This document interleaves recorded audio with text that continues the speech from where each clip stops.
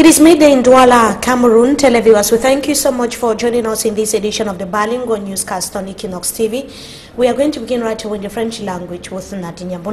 Bon après-midi à vous. Merci Mimefo. Mesdames et messieurs, bonjour et merci d'honorer ce rendez-vous de l'information sur Equinox Télévision. La ville de Douala militarisée depuis ce matin, un déploiement impressionnant des éléments de la police anti-émeute et de la gendarmerie pour empêcher aux militants et sympathisants du MRC de manifester ce jour dans les artères de la capitale économique du Cameroun. Le mouvement pour la renaissance de Maurice Kamto entame ainsi une série d'actions pour dénoncer le hold-up électoral dans la perspective de la prestation de serment de Paul Biya en novembre prochain. Selon des sources, de nombreux militants du MRC ont été interpellés ce matin. Les forces de l'ordre sur place interdisent aux journalistes de filmer l'événement.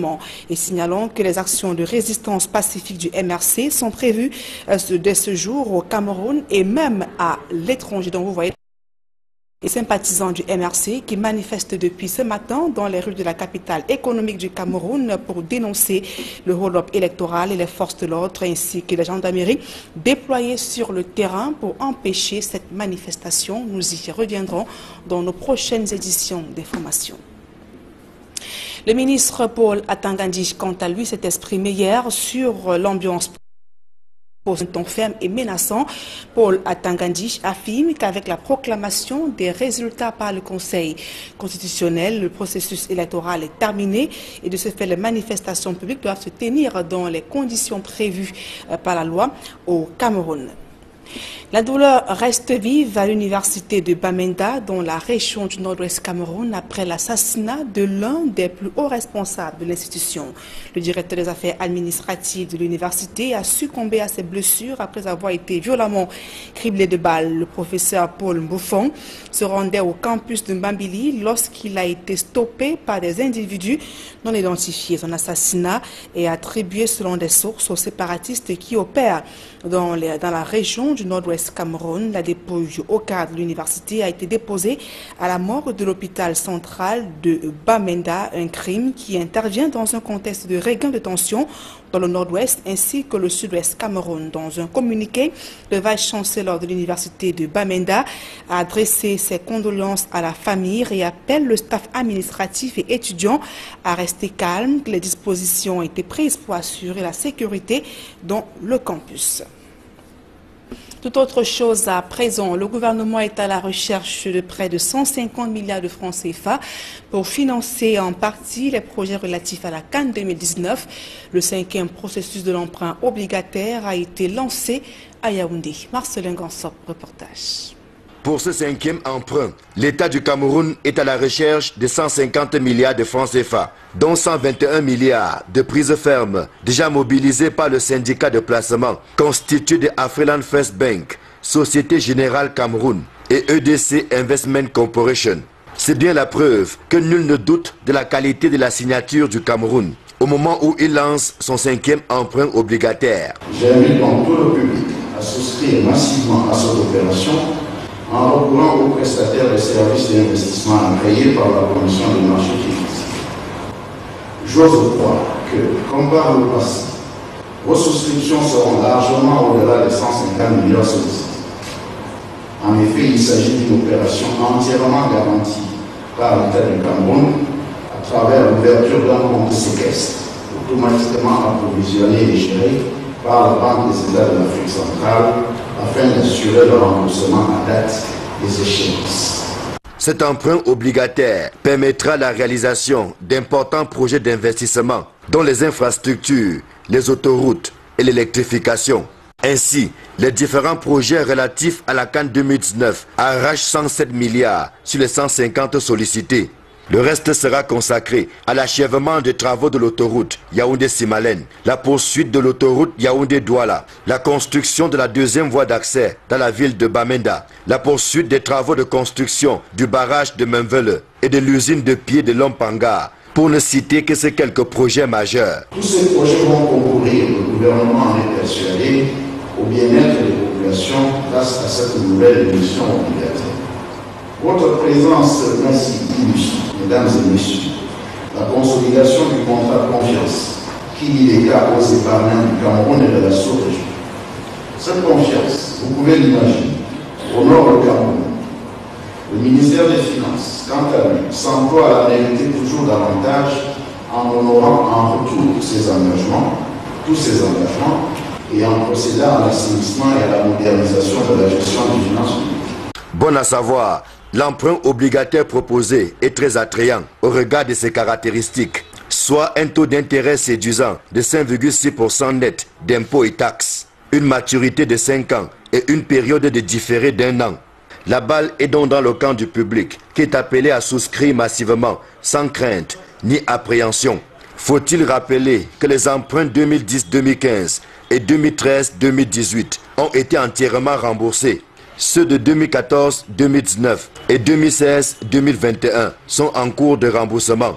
Jusqu'ici, aucun incident n'a été relevé par la masse des obligataires qui assurent le suivi de l'opération pour le compte des souscripteurs. Des assurances du ministre des Finances qui ouvrent le bal des souscriptions. Alors, à vos marques, jusqu'au 9 novembre 2018. Tout autre chose à présent, les élèves des différents établissements secondaires de la ville de Douala se sont engagés dans la sensibilisation des jeunes scolarisés et même non sur l'immigration clandestine. Ces apprenants réunis au lycée technique de Koumassi ont été édifiés hier vendredi sur les dangers de l'immigration clandestine. Dallas Tchana et Flavien Valondongo.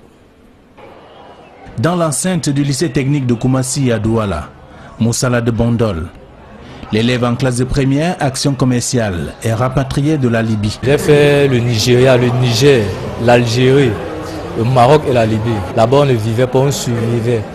Bon, tu vis en sachant qu'à tout moment, tu peux mourir. Son aventure tumultueuse, effectuée dans plusieurs pays d'Afrique, lui a laissé de mauvais souvenirs. Accepter de témoigner pour faire passer le message à mes frères et sœurs, puisque ce sont mes frères, nous sommes une famille ici là, pour que demain, ce n'est pas n'importe qui doit faire la même erreur que moi. Alors que des ONG en charge de la défense des droits des rapatriés et la protection des clandestins parcourent des établissements scolaires pour des campagnes de sensibilisation contre l'immigration clandestine, il est relevé qu'un peu plus de 1500 Africains écument les prisons des pays arabes et que les femmes, mieux les jeunes filles, constituent plus de la moitié. Face à la difficulté, le message véhiculé dans des établissements scolaires par des ONG semble toucher les cœurs des jeunes apprenants. L'immigration illégale n'est pas quelque chose de formel, n'est pas quelque chose de bon parce que à travers les vidéos que nous avons vues, nous observons des décès, parfois qui reviennent avec vraiment des membres du corps brisés. Au Cameroun, le combat mérite d'être implémenté dans plusieurs régions si l'on voudrait voir diminuer le nombre de jeunes qui choisissent l'aventure. C'est plusieurs milliers de personnes qui meurent au désert du Sahara et dans la Méditerranée toutes les années. Pour nous, il est question, à travers cette campagne de sensibilisation contre l'immigration irrégulière, il n'est pas question de dire qu'il ne faut pas voyager. Mais c'est migrer légalement que nous demandons à nos jeunes. L'immigration clandestine peut aussi diminuer que si les décideurs améliorent les conditions de vie des jeunes, scolarisés ou non, selon des observateurs. À présent, ce public reportage l'Université de Yaoundé 2 à l'aide de la digitalisation. Elle vient de signer avec Orange Cameroun un accord cadre dont l'objectif est d'offrir divers services aux étudiants. Plus de précisions dans ce reportage. De précieuses signatures suivies d'une poignée de mains symboliques. Et voici que Orange Cameroun et l'Université de Yaoundé 2 convolent en juste noces pour donner sens à la digitalisation qui est en train de prendre corps dans les... Cette convention va à la suite de ce que nous avons déjà signé avec l'Université de Ngaoundéré, de Tchang et de Marois. Il s'agit tout simplement d'accompagner nos jeunes étudiants dans leur évolution avec les nouvelles technologies de l'information et de la communication, dans la digitalisation des universités au Cameroun et dans la mise en place d'un accompagnement par des stages en entreprise de leur cursus en matière de technologie, d'information. Cette digitalisation s'appuie sur le programme Orange et les coachs digitaux. Le tout animé par des étudiants mordus des nouvelles technologies de l'information et de la communication, lesquels ont reçu séance tenante les attributs d'un exercice sur le campus de Soa. Il s'agit en fait des codes digitaux.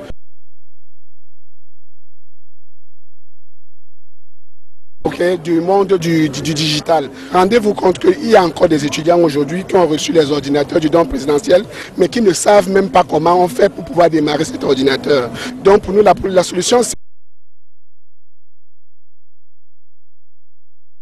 le rôle d'accompagnateur. Pour pouvoir financer en fait les activités au niveau des campus, nous avons mis en place une junior entreprise. La junior entreprise que nous confions en fait à ces étudiants-là. Du point de service leur permet de mener leurs activités dans le campus. Mais Orange Cameroun ne s'arrête pas là. Dans le cadre de la convention signée avec l'université de Yaoundé 2, d'autres facilités et opportunités sont offertes aux étudiants en termes de connectivité et autre numérisation des enseignements. Le programme comprend un volet connectivité, donc permettre à tous les étudiants à l'université d'avoir accès au réseau Internet. Comprend effectivement la partie digitale qui va être dossier étudiant numérique dans les accès, les cours, les tests. Donc tous les contenus papier dorénavant que vous aviez pourront être effectivement numérisés pour les avoir sous format numérique.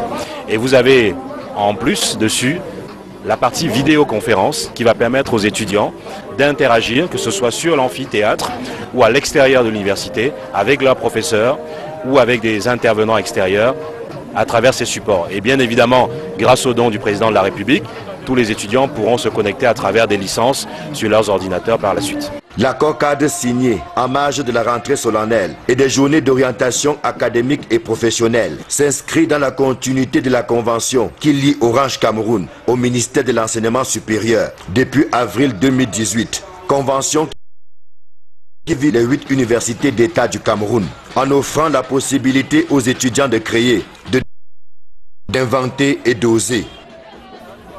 À présent, la deuxième partie de ce journal avec vous, Mimi Mofou. Merci à vous, Nadine Yambutra Televiewers. Once again, good afternoon. Thank you so much for joining us in this second segment of the news in the English language.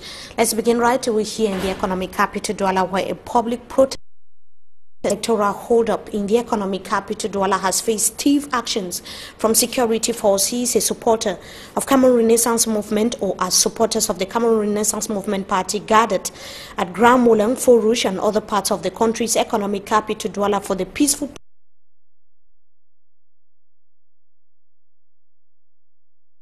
in several parts of the city of Douala. Militaries were already in major roundabouts since the early hours of this morning to prevent any mobile that some of the protesters were arrested by security forces. They were equally banned from taking images. Equinox Television had to take some of the images that you could see. That was the picture in some parts of the economic capital Douala. Those are some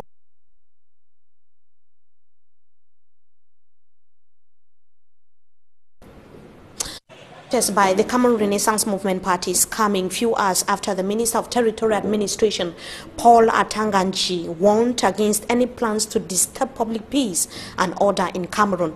Minister Paul Atanganji was speaking to media men and women that was in the political capital, Yaoundé, yesterday, during which he said that disorder is not going to be tolerated and that the electoral period is over. These were his words. To the best of his knowledge, to be a candidate is no guarantee that you have immunity and that any protest is not going to be tolerated by security forces and local administrative authorities. We of course will be telling you more on that in our subsequent newscast. We continue in politics. This time around we talk about the outing of the chairman of the Social Democratic Front, Nijan Fundi, who has said that he is worried about the hardship and misery of the people of Babatu, that is in Santa subdivision, Mezam of the northwest region of Cameroon, who are living in constant fear of being attacked.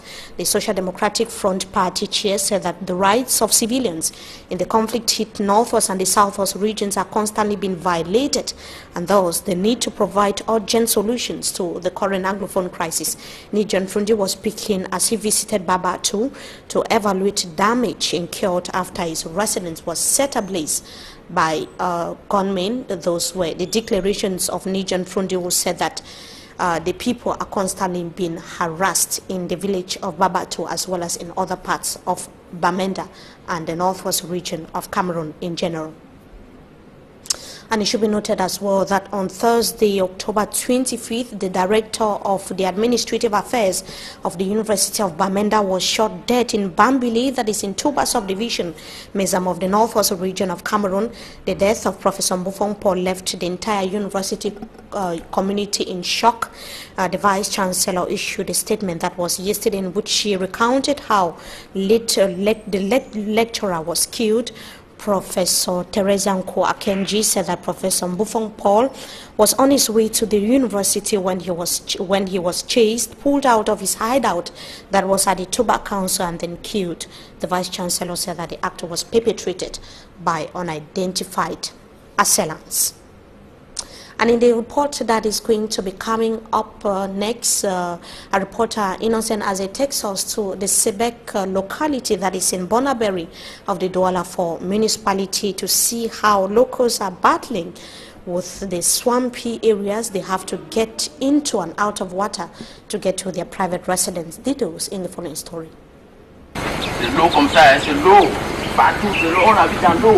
This is how some inhabitants of the Sebek neighborhood in Bonaberi, Douala 4 subdivision, get into their homes. Going to or returning from work, school or market, they are compelled by nature to first and foremost remove their shoes and walk in the pool of water. After this challenge, they can now rewear their shoes to continue their journey to wherever. An unavoidable situation due to the ever-swampy nature of the environment. During slight or heavy rainfall, the tires, blocks and planks used to create a passage are submerged, worsening the mobility of residents. Water also inundates homes as well as the cratered seasonal roads, hampering flexible circulation of vehicles and motorbikes. Commentators have advanced that people have decided to construct on this swampy or marshy area due to the known availability of good building space as the population size of Bonaberi expands rapidly due to the industrial and economic opportunities it offers. And it should be noted that the production, sale, and the use of non-biodegradable plastics is still flourishing in public and in the black market, despite the ban by the government of Cameroon. Since April 2014 in the country, custom officials in Limbe succeeded to lay hands on on tons of plastics illegally transported to Cameroon from Nigeria. Davis Maimo tells us more from Limbe. As the fight against non-biodegradable plastic papers continues as stipulated by the Cameroon government, with the Ministry of Environment and the Protection of Nature at the forefront, related government services such as the Customs, the Navy and others are not leaving out no stone unturned, not just in propagating Cameroon government stance on non-biodegradable plastic papers are seized and handed to the proper authorities in Limbe, stormed one of the illegal port after a hint seizing about 2 tons of non-biodegradable plastic papers of us, handing it over to the regional delegation of environment and the protection of nature. We know that the Ministry of Environment are working in close with the Ministry of Customs in such a way that they can support us at the number of ports. Plastic papers imported illegally from neighboring Nigeria are being destroyed by staffs of the Divisional Regional Delegation of Environment and the Protection of Nature. And after destroying those plastics, we are going to hand them over to a company in charge of recycling them. The destroyed non-biodegradable plastic papers are then proceeded to Bob Didi Plastic Industry, where it is being recycled to meet the standard microns as prescribed by the government of Cameroon. Tin plastic are banned in Cameroon, and I want to encourage people to continue buying plastic greater than 60 microns. Scientists hold that 8 million metric tons of non-biodegradable plastics end up in the ocean, and if nothing is done by 2025, they estimated to about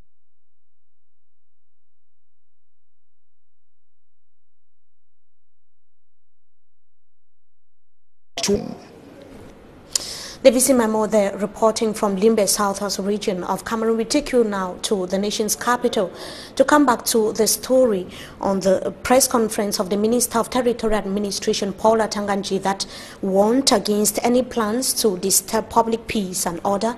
Minister Paul Atanga was speaking to media men and women in the city of Yaoundé. That was yesterday. The meeting came barely few days after the proclamation of election results across the national territory.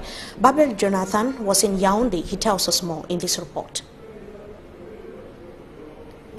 Cameroon's Territorial Administration Minister Tanganji Paul dismisses allegations of fraud, other election malpractices and irregularities that the opposition said marked the October 7 presidential election. According to Minister Tanganji, the electoral process was fully satisfactory. The head of state gave firm instructions to the administration to put in place optimal measures to secure the entire electoral process so that elections, the main one in the life of our country, should hold in total calm and serenity.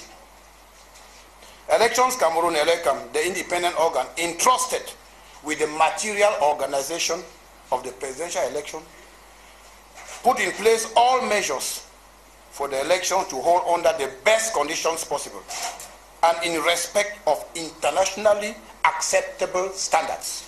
These objectives were largely attained. He decried the self-proclamation of victory by the Cameroon Renaissance Movement CRM presidential candidate Professor Maurice Kamto and other acts of the legal mind and his followers, which the minister qualifies as illegal.